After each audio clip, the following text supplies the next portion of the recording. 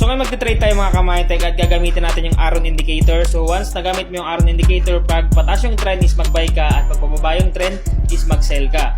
So ngayon subukan natin dito mag-buy. So yan, mag-buy tayo dito. Take note nga pala mga ka-Mytech, sa pagte-trade is hindi laging tugma porket pataas yung trend is laging ganun yung lalabas. So nakadepende pa rin yan sa market.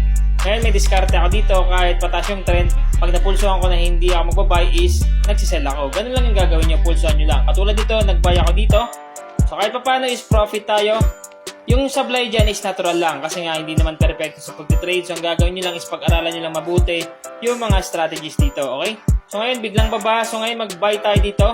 Mag-buy tayo dito at mukhang may pag-asa tayo dito maka-profit kasi nga nakikita nyo naman yung trend niya biglang baba. So syempre tataas yung market dyan.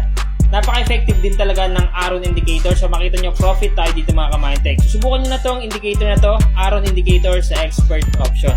Sa mga gusto matuto mag-trade dito sa Expert Option, mag-join kayo sa aking Telegram group. Andyan sa aking TikTok bio. I-click nyo lang yan para makapag-join kayo dito at matutunan nyo yung mga strategy natin para makapag-earn ng profit dito sa Expert Option.